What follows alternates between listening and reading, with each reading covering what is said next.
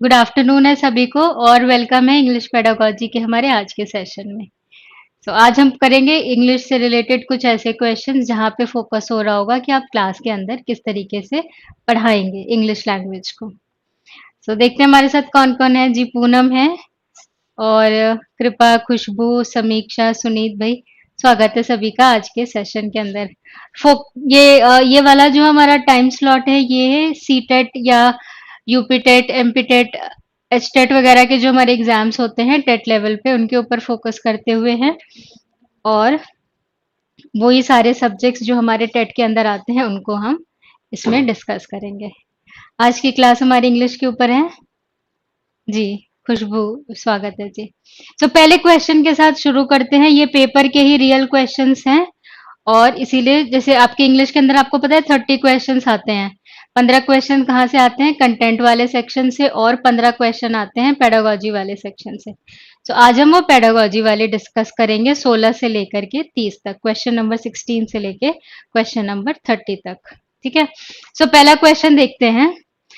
The most effective tool to assess values and attitude of learners is। अब हमारी class में English की class में लर्नर्स हैं, स्टूडेंट्स हैं और पूछा जा रहा है कि भाई इसमें से आप कौन से वाले को टूल को यूज करोगे जहाँ पे आपको स्टूडेंट्स के वैल्यूज और साथ ही साथ जो उनका एटीट्यूड है किसी भी चीज की तरफ रिएक्ट करने का, रिस्पॉन्स करने का, सीखने का, वो जो उनका एटीट्यूड है वो आप किस तरीके से जांच पाओगे। ऑप्शंस कौन कौन से हैं हमारे सामने? हमारे पास है portfolio, we have unit test, summative test and anecdotal records. Okay, so Nitin, Priyanka, not for PGT English, this is for TET paper. However जो आपके टीचिंग मेथोलॉजी वाले क्वेश्चंस होते हैं उसके अंदर ये वाले क्वेश्चंस आपको हेल्प करेंगे क्योंकि कहीं ना कहीं दोनों का अप्रोच वही है कि how you will teach English in your classes, है ना। कंसेप्ट और बाकी सारी चीजें वो है। क्वेश्चंस कहाँ से लिए गए हैं? ये सीटेट के पेपर से लिए गए हैं। उससे भी एक थोड़ा सा आपको आइडिया मिल जाएगा। ओके, यहाँ पे हम बात कर रहे हैं portfolio, unit test, summative test और एनेक्डोटल रिकॉर्ड्स की। एनेक्डोटल रिकॉर्ड्स कह रहे हो? जिन्होंने जिन्होंने 4 बोला है, सुनीत और शैली और हरी और नितिन।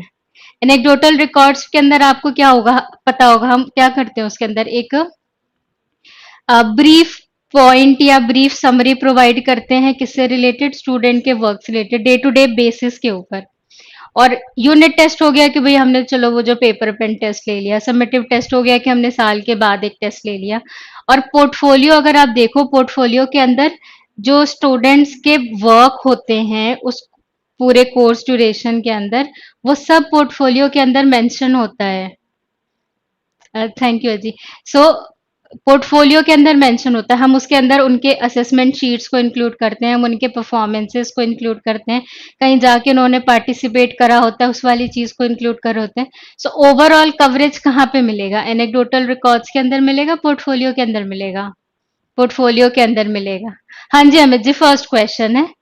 सीटेट के क्वेश्चन हैं। क्वेश्चन नंबर 16 से पैडा का सेक्शन स्टार्ट हुआ है।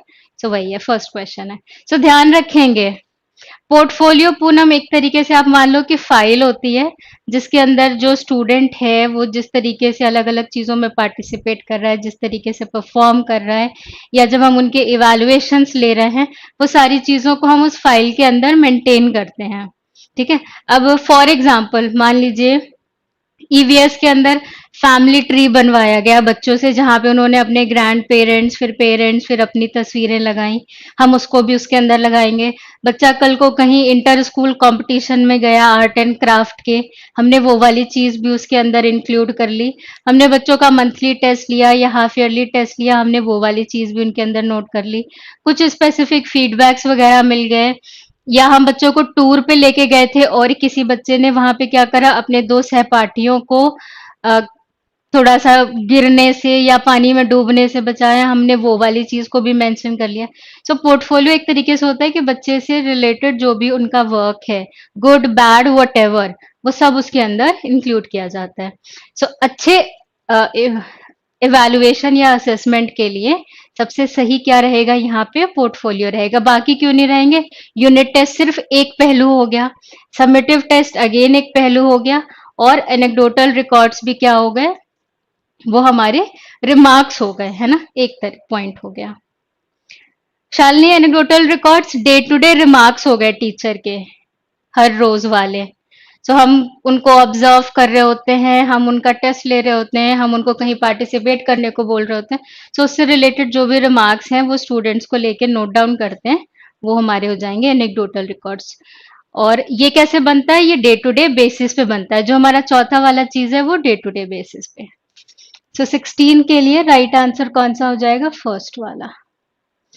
और ये क्वेश्चंस हैं आपके जनवरी 2012 के पेपर से, पेपर वन।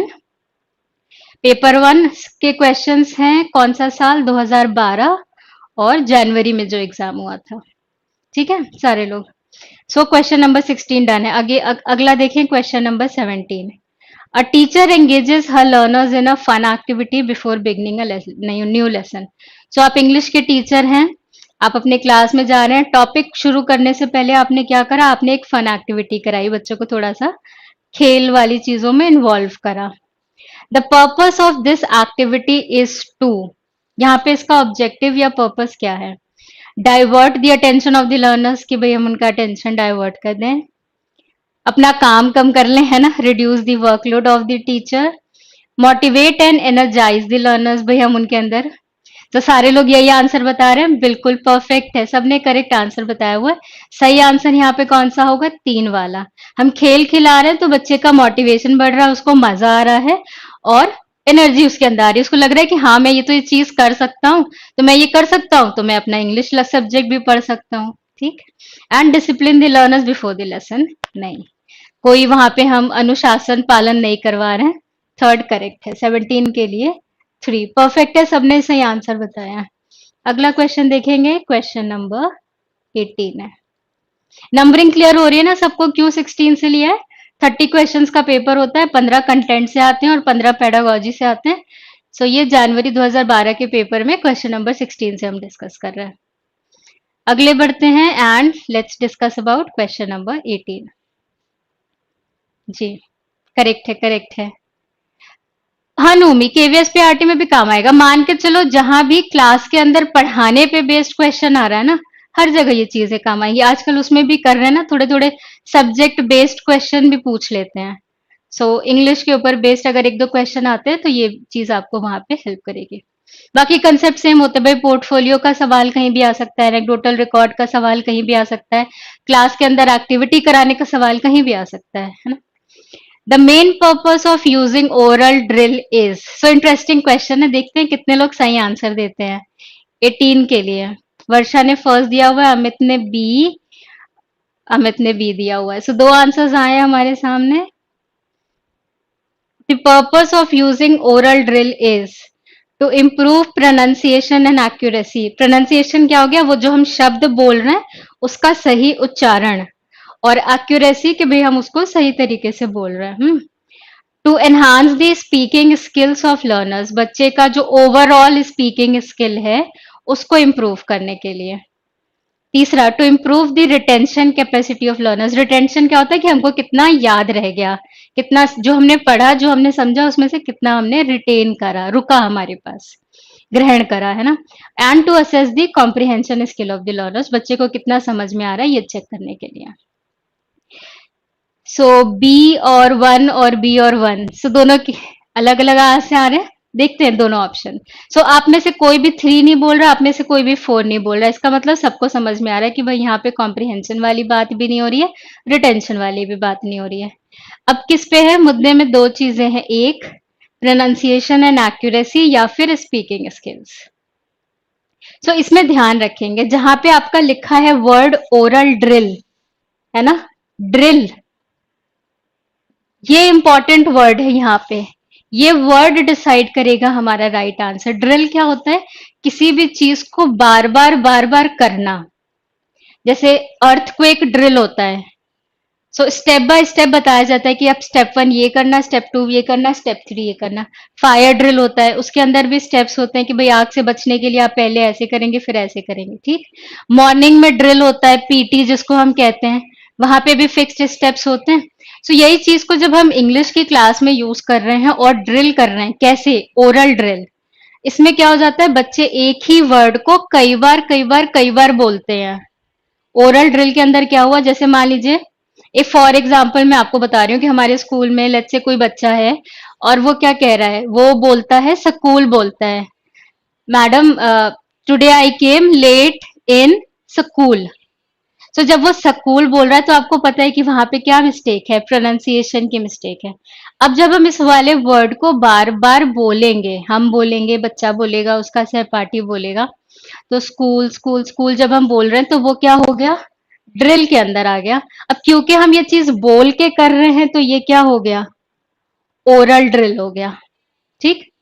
बार बार हम लिखते तो रिटन ड्रिल हो जाता, बार बार हम शरीर की एक्टिविटी करते तो फिजिकल ड्रिल हो जाता। अब ओरल ड्रिल किस लिए किया जाता है, to correct the pronunciation and accuracy. थोड़ा सा लंबा बताया पर मेरे ख्याल से आपको पॉइंट समझ में आ रहा होगा। अब जब हम उसको स्कूल स्कूल स्कूल बुलवा रहे हैं तो ओवरऑल स्पीकिंग के ऊपर ठीक है, वो उसके अंदर का पॉइंट है, अग्रीड। पर यहाँ तुरंत क्यों करवा रहे हैं, ताकि उसका जो प्रोनाउंसिएशन है या जो उसकी एक्यूरेसी है वो क्या हो जाए, करेक्ट हो जाए, है ना। इस वजह से हम कहाँ जाएंगे, 18 के लिए फर्स्ट ऑप्शन के साथ जाएंगे। ठीक। ये चीजें सेकंड के अंदर आती हैं, पर ये हम स्पेसिफिकली क्यों करा रहे हैं, फर्स्ट वाले के लिए करा रहे हैं। ऐसा एक क्वेश्चन आपके एग्जाम में और आता है जहां पे होते हैं मिनिमल पेयर्स, ये टर्म भी याद रखिएगा। मिनिमल पेयर्स करके भी आपके एग्जाम में क्वेश्चन आता है। ये भी किसके लिए होता है, प्रोनाउंसिएशन के लिए होता है। मिनिमल पेयर्स के अंदर जैसे हम ये वाले वर्ड्स कराते हैं ना, पैन, टैन, रैन और कैन, जिसमें हमारा एक फोनेम सेम है और एक के अंदर चेंजेस आ रहे हैं। जब हम ऐसे वाले वर्ड्स कराते हैं, इनका ऑब्जेक्टिव भी क्या होता है, प्रोनाउंसिएशन होता है। अब एग्जाम में क्या करेंगे, मिनिमल पेयर दे देंगे आपको, ऑप्शन में दे देंगे, हम प्रोनाउंसिएशन के लिए करते हैं, हम स्पेलिंग के लिए करते हैं, हम वोकैबुलरी के लिए करते हैं, हम ग्रामर के लिए करते हैं। सो मेन चीज क्या है, मिनिमल पेयर को क्यों हम यूज कर रहे हैं, बच्चे को प्रोनाउंसिएशन सिखाने के लिए। स्पेलिंग सिखाने के और तरीके हैं, वोकैबुलरी सिखाने के और तरीके हैं, और ग्रामर तो हम यहाँ सिखा ही नहीं रहे हैं। तो इस तरीके से भी आता है, इस वाले टर्म को भी ध्यान रखेंगे। अगला क्वेश्चन देखिए, 19 पढ़िए और बताइए। जी, ज्यादा नियरेस्ट वाला, बिल्कुल समीक्षा, एकदम करेक्ट पॉइंट है। Thank you Hari ji. So question number 19 देखते हैं। The best way to sensitize young learners to rhythm and intonation. Intonation को हम दूसरे शब्दों में कह सकते हैं वॉइस मॉड्यूलेशन, या फिर जो हम बोलते हैं उसमें जो उतार चढ़ाव होता है। अभी जैसे मैं बोल रही हूँ तो मैं बोल रही हूँ ना, जैसे हम बोलते हैं उसमें उतार चढ़ाव होता है। तो ये जो फ्लक्चुएशन है, ग्राफ दिख रहा है, इसको हम क्या कहेंगे, इंटोनेशन। और एक जैसे वर्ड्स का इस्तेमाल करने से रिदम बनता है ना। तो ये बेस्ट वे इसके लिए क्या होगा, 1 2 3 या 4, सोच के बताइएगा। 19 के लिए हमारे पास आंसर्स हैं। अमित सी बता रहे हैं, नितिन 1, हरी 3 बता रहे हैं, और रुखसार आप फर्स्ट बता रहे हो। ठीक है, सो अलग अलग आंसर्स हैं, देखें। फर्स्ट कह रहा है by making the learners listen to nursery rhymes and recite them effectively. दूसरे में by making the learners copy out simple poems in neat handwriting. So rhythm और इंटोनेशन किस पे चला गया, बोलने पे। क्वेश्चन हमारा किस पे फोकस कर रहा है, बोलने के ऊपर। सो ऑप्शन 2 करेक्ट होगा। हैंड राइटिंग से लेना देना है वहां पे, नहीं लेना देना, छोड़ दीजिए। By explaining the rules of phonetics in simple words. कोई चीज कभी भी नियम सिखा के आएगी या बच्चे को वो चीज खुद से करा के आएगी, करा के आएगी, नियम नहीं। इसको भी हमने छोड़ दिया। By reading out poems in different metres and explaining them. So मैं टीचर, मैंने पोयम रीड आउट कर दिया और मैंने बच्चों को समझा दिया। बच्चों ने खुद से पोयम को रीड करा, नहीं। बच्चों को खुद से पोयम को रीड करना आया, नहीं आया। बच्चों ने खुद से पोयम को किसमें रीड करा, पहले वाले ऑप्शन में, by making the learners listen to nursery rhymes. तो पहले उन्होंने सुना एंड रिसाइट देम इफेक्टिवली, फिर उन्होंने खुद से उनको पढ़ा है जी। सो जिन्होंने जिन्होंने फर्स्ट आंसर दिया था आपका आंसर करेक्ट था। इंटोनेशन सिखाने के लिए, रिदम सिखाने के लिए पहले क्या करेंगे, बच्चे सुनेंगे और फिर बोलेंगे। एक्टिव पार्टिसिपेशन हुआ और उन्होंने खुद से उसके अंदर अपना योगदान दिया, खुद से उस चीज को कराए, तो वो चीज उनको बेहतर आएगी, रादर देन कि टीचर समझाए या हम उसको कॉपी में लिखें या दूसरी चीजें करें, है ना। सो 19 के लिए हमारा राइट आंसर हो जाएगा 1। बाद में आप लोग स्कोर्स भी बताएंगे अपने, सो शेयर याद रखिएगा कौन से आंसर्स आप करेक्ट दे रहे हैं, कौन से रॉन्ग दे रहे हैं, है ना। बाद में आप बताएंगे कि आउट ऑफ 15 आपने कितना स्कोर करा इंग्लिश के अंदर। अगला क्वेश्चन देखेंगे 20। जी, ठीक है, परफेक्ट है। आगे बढ़ते हैं क्वेश्चन नंबर 20। सो ये बच्चों के बैठने के ऊपर है, पढ़िए और खुद से समझने की कोशिश कीजिए। कोई नहीं, हरी जी प्रैक्टिस ही कर रहे हैं ना, सो कोई बात नहीं, लर्न, हम भी तो सीख ही रहे हैं, we are in the process. तो ठीक है, पर हमारे लिए इम्पोर्टेंट क्या है कि जब एग्जाम में हमारे सामने ये क्वेश्चन आए, इस तरीके का क्वेश्चन आए, सेम तो आएगा नहीं पर इस तरीके का आए, तो हमसे मिस्टेक ना हो, कहीं ना कहीं हम ध्यान से क्वेश्चन को पढ़ें और फिर अपना कंसेप्ट लगा के सही आंसर दे पाए। तो सिटिंग अरेंजमेंट के लिए देखें कितने लोग बताते हैं correct answer. I am not explaining the question, simple सा कंसेप्ट है बहुत, इसके अंदर कोई मुश्किल चीज नहीं है। अगर आपने नहीं भी पढ़ाया है कभी स्कूल में तो भी कॉमन सेंस से आप बता ले जाएंगे। ओके, सो 20 के लिए बी बता रहे हैं, और लोग बताएं, ट्राई करें। एक आंसर आया हमारे पास अमित का, और लोग बताइए 20 के लिए। Sitting arrangement should be flexible so that, पहला कह रहे हैं children do not form permanent friendship groups. भाई ये तो डिक्टेटर टीचर हो गए, है ना, हिटलर टाइप, खबरदार जो तुम्हारी और तुम्हारी दोस्ती हुई, तो ये ऑप्शन नहीं। The teacher ensures equality prevails in the classroom, so बराबरी वाली बात, चलिए ठीक है, मान लेते हैं। Children have the freedom to move their seats wherever they want, बच्चों को आजादी है भाई, जहां बैठना चाहे बैठ सकते हैं। एंड चौथी बात, हम ग्रुप एक्टिविटी करा सकें, हम पेयर एक्टिविटी करा सकें और हम होल क्लास एक्टिविटी करा सके आसानी से। 20 के लिए कौन सा आंसर करेक्ट होगा, 4 वाला होगा। भाई हम सिटिंग अरेंजमेंट फ्लेक्सिबल क्यों रख रहे हैं, ताकि जरूरत पड़ने पे हम पेयर वाली एक्टिविटीज करा सकें, हम ग्रुप वाली एक्टिविटीज करा सकें, और कभी कभी हम पूरे क्लास को इंक्लूड करके भी एक्टिविटीज करा सकें। किस चीज पे जा रहा है ये, कंस्ट्रक्टिविज्म के ऊपर जा रहा है, बच्चों के एक्टिव होने के ऊपर ये वाला क्वेश्चन जा रहा है। जब भी हम पढ़ाएंगे हमारे लिए जरूरी क्या है कि हमारे बच्चे मोटिवेटेड हों, उनका सब्जेक्ट में इंटरेस्ट हो। कहाँ से आएगा, जब हम क्लास के अंदर एक्टिविटी कराएंगे, और क्लास के अंदर एक्टिविटी हमेशा सिंगल सिंगल तो होगी नहीं भाई, कभी हम दो दो लोग के पेयर में कराएंगे, कभी हम 4-5 लोगों के ग्रुप में कराएंगे, कभी हम पूरी क्लास को इंक्लूड कर कराएंगे। तो जब सिटिंग अरेंजमेंट जो फ्लेक्सिबल होगा तो हम ये चीजें बहुत आसानी से करा पाएंगे, है ना। सो 20 के लिए राइट आंसर कौन सा हो जाएगा, 4 हो जाएगा। ठीक, कोई नहीं अमित जी, अभी उस पर फोकस नहीं करें, पर यह है कि जब आप क्लास अटेंड कर लें और जब हम अगली बार करें तो इससे मिलता सवाल आए तो वो बिल्कुल गलत नहीं होना चाहिए, है ना। अभी तो हम लर्न ही कर रहे हैं। क्वेश्चन नंबर 21 देखते हैं। तो काफी सारे लोगों ने सही आंसर दिया था। बुशरा का करेक्ट था, राम नरेश ने करेक्ट दिया था, वर्षा, खुशबू, सुनीत, शिवानी, वर्षा और जनार्दन, इतने मुझे अभी नाम दिख रहे हैं, इतने लोगों के आंसर्स करेक्ट थे। क्वेश्चन नंबर 21 देखते हैं। An effective language teacher, so English की क्लास है, इंग्लिश का टीचर है। अब इंग्लिश का टीचर एवरेज नहीं, इफेक्टिव, अच्छा वाला, कब होगा, will use the textbook as well as the other material as resources for teaching, will prepare question papers using only the questions given in the textbook, will rely entirely on the prescribed textbook, will make children learn all the answers to the questions given in the textbook. सो अब बताइए आप में से कौन कौन effective teacher हैं और किससे बनेंगे, ऑप्शन 1 से, 2 से, 3 से या फिर 4 से। आप लोग कह रहे हो कि आप इफेक्टिव टीचर बनोगे ऑप्शन 1 के साथ, चेक करते हैं option 1। will use the textbook as well as the other material as resources for teaching. Perfect answer. बिल्कुल करेक्ट है. सो हम अपनी किताब तो यूज करेंगे जो हमें सिलेबस फॉलो करने के लिए प्रिस्क्राइब की गई है, साथ ही साथ हम दूसरे रिसोर्सेज का भी इस्तेमाल करेंगे.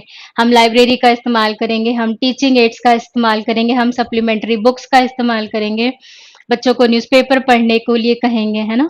तो बिल्कुल as well as other material as resources. बिल्कुल करेक्ट आंसर है, सबने एक लाइन से बिल्कुल सही आंसर दिया हुआ है. सो 21 के लिए 1. अगला देखेंगे क्वेश्चन नंबर 22.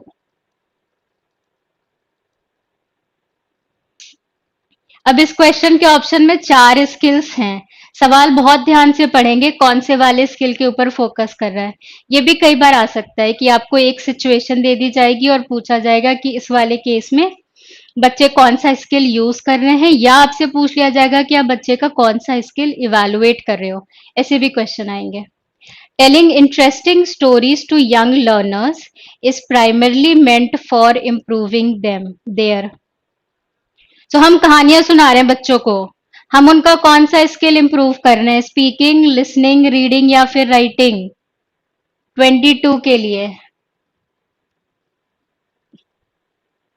अगर कहानी सुना रहे हैं हम बच्चों को, telling interesting stories to young learners, छोटे बच्चे हैं, पेपर 1 का ये क्वेश्चन हम डिस्कस कर रहे हैं.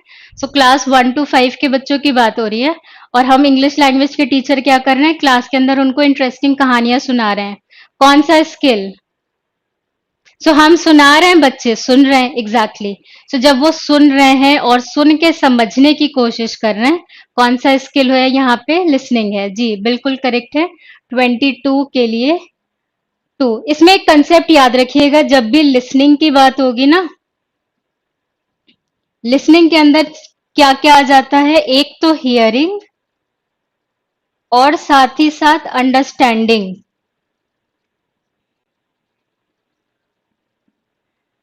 आपके कंसेप्ट के लिए बता रही हूँ, लिसनिंग और हियरिंग को कई बार हम लोग एक ही चीज समझ लेते हैं कि भाई सुनना और सुनना, ये भी सुनना हो गया, ये भी सुनना हो गया, है ना.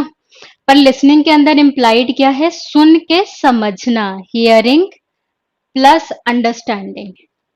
एग्जाम्पल, मान लीजिए अभी जब हम बात कर रहे हैं और मैं जो आपको बोल रही हूँ, आप क्या कर रहे हो, आप उसको सुन भी रहे हो और समझ भी रहे हो, then you are doing listening, पेडा के कंसेप्ट के हिसाब से. लेकिन अगर यही कोई हमारी लेट्स से जापानीज क्लास हो रही होती और जो टीचर हैं वो किस में बोल रहे होते, जापानीज में बोल रहे होते, आपको नहीं आती जापानीज, सो उस केस में क्या आप उसको समझ रहे होते, नहीं, आप उसको सिर्फ हियर कर रहे होते. सो पेडागोजी वाले कंसेप्ट्स के अंदर ध्यान रखिएगा, सुनना और लिसनिंग में क्या डिफरेंस है. Listening includes hearing plus understanding. समझ में भी आना चाहिए. और इसी को जांचने के लिए फिर हम क्या करते हैं, फिर हम क्वेश्चंस पूछते हैं बच्चों से. अगर उनको समझ में आ गया होगा और वो सही आंसर दे पा रहे होंगे, इसका मतलब उन्होंने उस कहानी को ध्यान से सुना है. ठीक है. 23 के भी आंसर्स आ गए. अच्छा भाई, देखें, knowledge of more than one language. ठीक. सो कोई भी इंडिविजुअल ले लेते हैं और उसको मानते हैं कि उसको एक मदर टंग हिंदी आती है और उसने एक इंग्लिश सीख ली. ठीक. और एक और लेट से उर्दू भी आती है उसको. अब ये वाली जो सिचुएशन हो गई, जब उसको हिंदी आती है, उसको इंग्लिश आती है और उसको उर्दू आती है, इसमें क्या होगा, confuses the learner while learning a new language. तो अब जब वो संस्कृत सीखने की कोशिश करेगा तो वो कंफ्यूज हो जाएगा. Is very helpful in teaching and learning a new language. ठीक, हेल्प करेगा. Causes interference in learning a new language, दिक्कतें पैदा करेगा. बिकम्स अ बर्डन, बोझ बन जाएगा. और आप सब लोगों ने आंसर 2 दिया है ना. हाँ जी बिल्कुल करेक्ट है. 23 के लिए 2. एक भाषा आने से दूसरी भाषा सीखने में हमें क्या होती है, उस चीज की हेल्प मिलती है. क्योंकि जहां भी हम फंसते हैं ना, हम वो उस भाषा की हेल्प ले सकते हैं जो हमें पहले से आती है. अब आपके इंग्लिश के टीचर हैं, वो आपको मान लीजिए इंग्लिश में पढ़ा रहे हैं, कहीं कोई टर्म आ गया, लेट से एक्विजिशन बोल दिया उन्होंने, और आपने कहा भैया पता नहीं क्या बोल रहे हो, एक्विजिशन क्या चीज है, हमारे तो नहीं समझ में आ रहा. फिर लर्निंग बोल दिया आपने, ये क्या बोल दिया, फिर हम क्या कर सकते हैं, इन कंसेप्ट को समझाने के लिए हम आपकी मातृभाषा का इस्तेमाल कर सकते हैं। अर्जन या अधिगम बोल सकते हैं, आसान शब्दों में सीखना बोल सकते हैं। तो ये कहीं ना कहीं इंग्लिश को समझने में हिंदी हेल्प ही तो कर रही है ना। तो जितना ज्यादा हमको लैंग्वेज आ रही होगी, हमको नई भाषा सीखने में क्या मिलेगा, हेल्प मिलेगा। सो टू करेक्ट है 23 के लिए, बिल्कुल। अगला क्वेश्चन देखेंगे, क्वेश्चन नंबर 24। कई लोग इसको बर्डन मान लेते हैं कि अरे 3 तो उसको ऑलरेडी आती है, अब वो चौथा सीखेगा तो कंफ्यूज हो जाएगा, ऐसे नहीं है। और जो लोग थोड़ा सा रिसर्च करते हैं, उनका ये मानना है कि ऐसे लोग कंपैरेटिवली ज्यादा इंटेलिजेंट होते हैं, उनका आईक्यू लेवल ज्यादा होता है, जिनको ज्यादा भाषाएं आती हैं, क्योंकि कहीं ना कहीं उनका भी वोकैबुलरी इंप्रूव हो रही है, उनकी अंडरस्टैंडिंग इंप्रूव हो रही है, दिमाग का ज्यादा इस्तेमाल कर रहे हैं। तो औरों के मुकाबले उनकी सोचने समझने और तार्किक क्षमता क्या हो जाती है, इम्प्रूव हो जाती है। आगे देखेंगे, क्वेश्चन नंबर 24 आ गया हमारे सामने। Continuous and comprehensive evaluation should be adopted by all schools because, so CCE, continuous and comprehensive evaluation, मतलब जब आप बच्चों का आकलन करेंगे, आप क्या करेंगे, लगातार करेंगे और सारी चीजों को ध्यान में रखते हुए करेंगे। ऐसे नहीं कि एक दिन करके हमने बता दिया कि चलो तुम बहुत अच्छे बच्चे हो और तुम खराब बच्चे हो। एक दिन नहीं, कंटिन्यूअस और कॉम्प्रिहेंसिव, सिर्फ लिखे पे बेस्ड नहीं, बोलने के ऊपर भी, एक्टिविटी के ऊपर भी, इंटरेक्शन के ऊपर भी, सारी चीजों को, है ना, कॉम्प्रिहेंसिव इवैल्यूएशन। सो 24 के लिए क्या आंसर्स आ रहे हैं? खुशबू ने फर्स्ट बताया हुआ है, मितिका भी फर्स्ट बता रहे हो, प्रियंका फर्स्ट, वर्षा ए। ओके, एक हमारे पास आंसर थर्ड भी आ रहा है, एक और थर्ड आ रहा है। तो देखते हैं फर्स्ट ऑप्शन क्या है। Traditional pen paper test do not assess and enhance all the attributes and abilities of learners, इस वजह से, ठीक। फिर सेकेंड पॉइंट क्या कहा जा रहा है यहाँ पे, it frees the learners from studies and hard work, तीसरा, it affords teachers opportunity to test learners frequently, and fourth, it is the latest development in the field of education. So जो लोग आप 3 कह रहे हो, it affords teachers opportunity to test learners frequently, हमारा objective क्या सिर्फ टेस्ट है? हमारा ऑब्जेक्टिव टीचिंग लर्निंग प्रक्रिया के अंदर क्या हमारा ऑब्जेक्टिव सिर्फ टेस्ट है? नहीं, कहीं ना कहीं ऑब्जेक्टिव क्या है, बच्चे के अच्छे सीखने के ऊपर फोकस कर रहे हैं। और उसके अंदर एक प्रक्रिया कौन सी आ जाती है, इवैल्यूएशन। और हर स्कूल्स को सीसीई क्यों करना चाहिए, क्योंकि जब हम ट्रेडिशनल पेन पेपर टेस्ट लेते हैं, तो उसके अंदर बच्चों के सारे एट्रीब्यूट्स और एबिलिटीज जांच नहीं कर पाते हैं। तो हमारा राइट आंसर यहाँ पे कौन से होगा?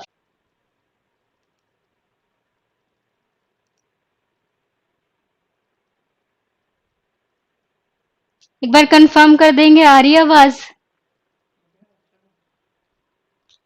जी। सो क्वेश्चन नंबर 24 तक हमने डिस्कस किया हुआ था। अब हमारे सामने है क्वेश्चन नंबर 35, सॉरी 24 तक डिस्कस किया था, क्वेश्चन नंबर 25 है हमारे सामने। क्वेश्चन नंबर 25 पढ़िए और आंसर दीजिए। जी। पुष्पदा, टाइम नहीं चेंज हुआ, ये वाला उसके लिए क्लास है ना, टेट के एग्जाम्स के लिए। जी। ओके, सो 25 पढ़ते हैं। Curriculum is an educational program which does not state, आपको नॉट बताना था। 25 के लिए एक बता रहे हैं। ओके, 25 के लिए 4 भी आंसर दिया हुआ है किसी ने। हाँ जी। सो ऑप्शन 1 क्या कह रहा है, the means of evaluating whether the educational objectives have been achieved और नॉट, है ना। The content, teaching strategies and learning experience which will be necessary to achieve this purpose. The educational purpose of a program, the number of lessons to be taught. जी अमित जी। सो सवाल ध्यान देंगे सारे लोग answer देते समय, क्वेश्चन पूछ रहे हैं नॉट, जो नहीं है करिकुलम में, वहां पे क्या नहीं होता है, नंबर ऑफ लेसन्स नहीं होते। बाकी सारी चीजें होंगे, 1 होगा, 2 होगा, 3 होगा। ये नहीं मेंशन्ड होता है कि भाई कितने चैप्टर्स होंगे हमारी किताब के अंदर, है ना? जी, बिल्कुल ध्यान देंगे सारे लोग जो जो 1 बता रहे हैं। सवाल में हमारे नॉट लिखा हुआ था। सो 25 के लिए कौन सा हो जाएगा? 4। और मैं आप लोग को बता भी ये रही थी कि यही मिस्टेक हो जाता है एग्जाम में। बहुत जल्दी में क्या होता है, हमको लगता है अच्छा करिकुलम तो हमको आता है, चलो सवाल पूछ जल्दी से दिखाओ और मैं आंसर बता दूंगा या बता दूंगी। और जल्दी में और खुशी में या सैड कि नहीं आ रहा है, दोनों ही केसेस में क्या मिस कर जाते हैं हम? नॉट मिस कर जाते हैं और आता हुआ सवाल भी गलत हो जाता है। ध्यान रखेंगे। नेक्स्ट है question number 26। A sight word is a vocabulary item. So इन्होंने एक यहाँ पे शब्द मेंशन कर दिया और पूछ रहे हैं आपसे कि साइट वर्ड क्या होता है। किन वर्ड्स को आप साइट वर्ड्स कहते हो, है ना? First, that is to be learned by heart, जिनको आपको बिल्कुल ऐसे एकदम ध्यान से याद करना होता है, वो वाले वर्ड्स साइट वर्ड्स कहलाते हैं। या फिर that helps in judging the effectiveness of the author's style, लिखने का तरीका पता चलता है। That the reader recognises and finds meaningful on site, मतलब देखते ही वो समझ में आ जाता है विदाउट ए कॉम्प्लिकेटेड एनालिसिस, हमें डिक्शनरी की या गूगल की या दूसरी चीजों की जरूरत नहीं पड़ती। और चौथा ऑप्शन कह रहा है that needs proper visual understanding of the context.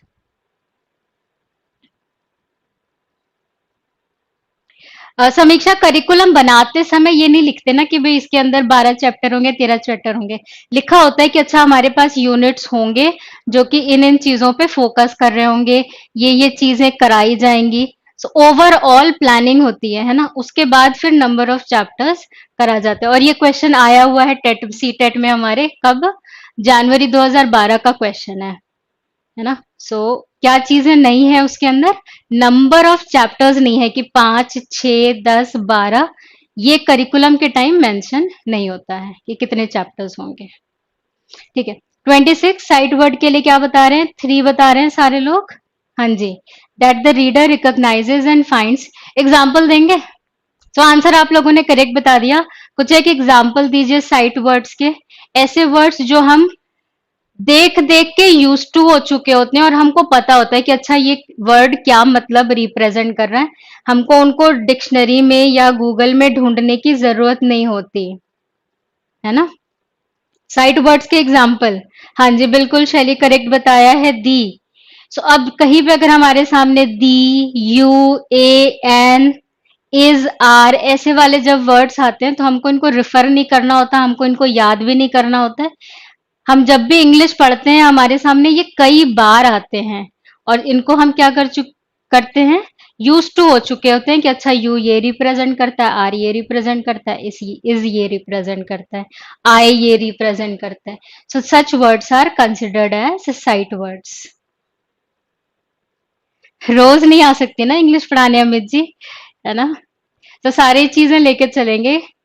मेरी और दूसरी क्लासेस भी होती हैं और यहाँ पे भी और दूसरे सब्जेक्ट्स होते हैं। ठीक जी, आगे बढ़ते हैं। Question number 27। 26 के लिए हमारा राइट आंसर था third. We use real objects to teach young learners new words because. So English के शब्दों को सिखाने के लिए क्या कहा जा रहा है कि हम रियल ऑब्जेक्ट्स का इस्तेमाल करते हैं, कारण उसके पीछे का। ठीक, करेक्ट है जी। We can teach vocabulary only through objects. पहला ऑप्शन कह रहा है कि हम भाई सिर्फ ऑब्जेक्ट्स के थ्रू ही पढ़ा सकते हैं। ऐसा है।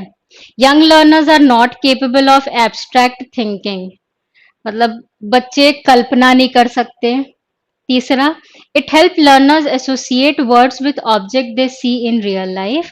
एंड चौथा, it helps in teaching the correct spelling of the word. So spelling का नहीं, है ना? संजू ये टेट के लिए क्लास है और इंग्लिश पेडागोजी के क्वेश्चंस डिस्कस कर रहे हैं। ये वाले क्वेश्चंस हमारे टीचिंग एप्टीट्यूड, टीचिंग मेथोलॉजी और पेडागोजी वाले सेक्शंस के अंदर भी हेल्प करेगा। 3 बता रहे हैं सारे लोग, बिल्कुल करेक्ट है।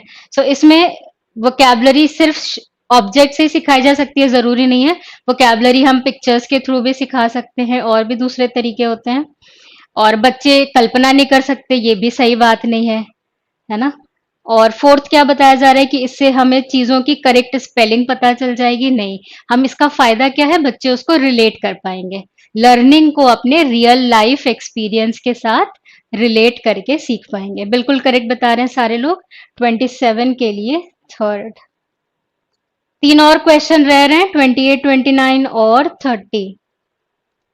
नेक्स्ट है question 28।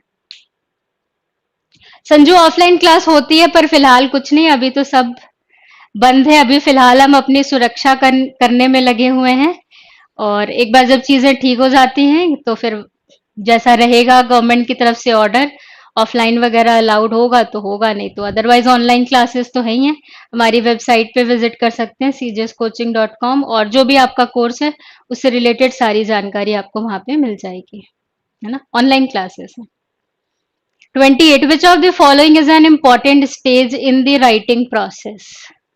Memorization, calligraphy, comprehension and editing. An important process, writing की प्रक्रिया के अंदर मेमोराइजेशन समझना है, याद करना चीजों को। कैलीग्राफी वो जैसे डेकोरेटिव स्टाइल में लिखा जाता है, कार्ड वगैरह के अंदर आपने देखा होगा ना, बहुत ही आर्टिस्टिक वे में नाम लिखे होते हैं या कोटेशन लिखे होते हैं। सो उस तरीके से सुंदर तरीके से लिखना कैलीग्राफी हो गया। कॉम्प्रिहेंशन हो गया किसी चीज को समझना, और एडिटिंग क्या हो गया? करेक्शन हो गया। ठीक है।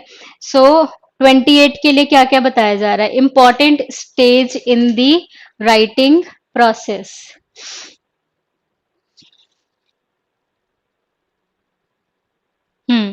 करेक्ट है, ठीक है, सही बता रहे हैं। इंपॉर्टेंट क्या हो जाता है यहाँ पे हमारे लिए? अंडरस्टैंडिंग। कहीं भी जरूरी है वो।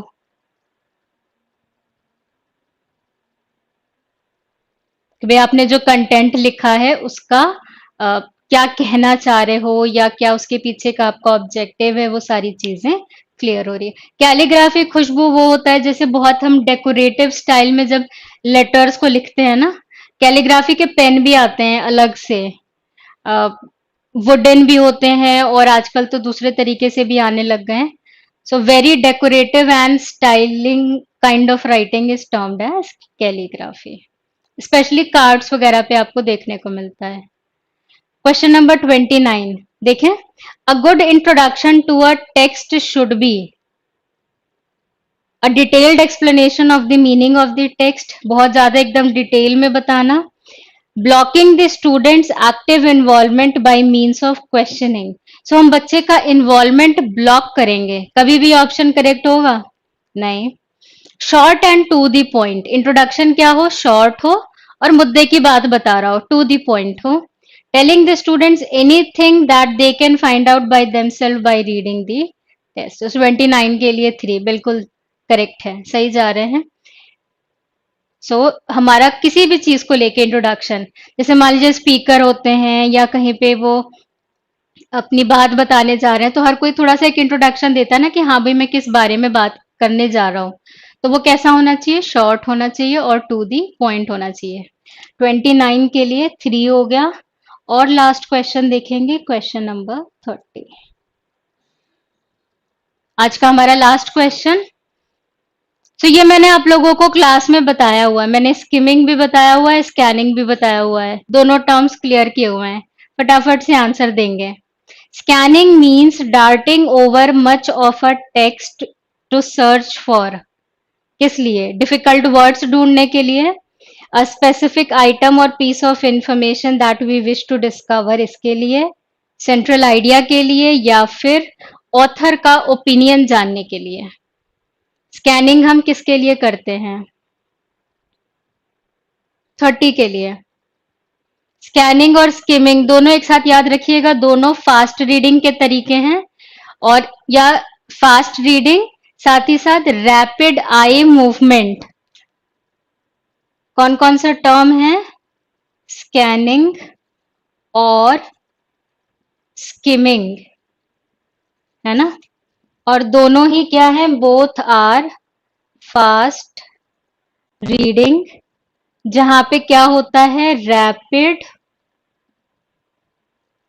Eye movement.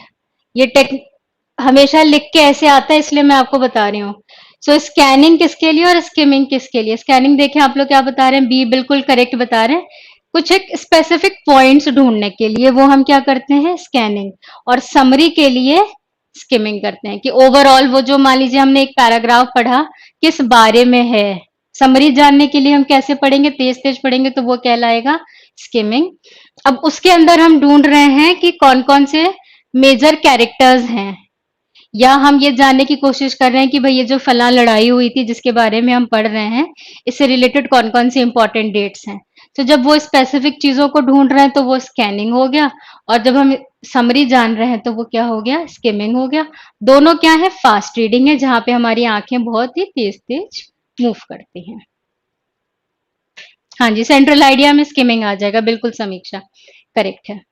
सो ये थे हमारे 15 क्वेश्चंस पेडागोजी से, और ये आपके सामने यहाँ पे आंसर लिखे हुए हैं। 30 के लिए हमारा कौन सा ऑप्शन था, देख लेते हैं। 2। स्कोर्स बता दें और फिर हम आज के लिए बाय कर लेंगे।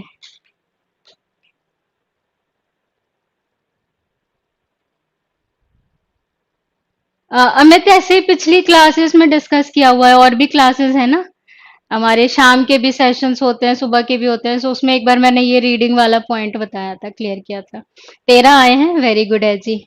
11, 14, वेरी गुड वर्षा, अच्छा है। सो एक आध ओके है, पर अगर जिनका जिनका वो नॉट वाला गलत हुआ होगा सिली मिस्टेक की वजह से, उस तरीके के क्वेश्चंस का ध्यान रखेंगे। वेरी गुड है जी। 2 गलत हो गए, 18 और 19, कोई नहीं। Very good Poonam. ठीक है। सो आज की क्लास में इतना ही, और खुश रहिए, कुछ एक और दिन है, देखते हैं होपफुली क्या रहता है। और अगर फ्री हुए तो फिर आप बाहर जाके गोलगप्पे खा पाएंगे, नहीं तब भी अपने आप को बचा के रखिएगा, और कोशिश कीजिएगा जो भी खाएं वो कहाँ से खाएं, सेल्फ मेड, घर पे बने हुए साफ सुथरी चीजें। हम्म, कोई नहीं अमित, और प्रैक्टिस करेंगे और आएंगी चीजें। Okay then, take care, bye.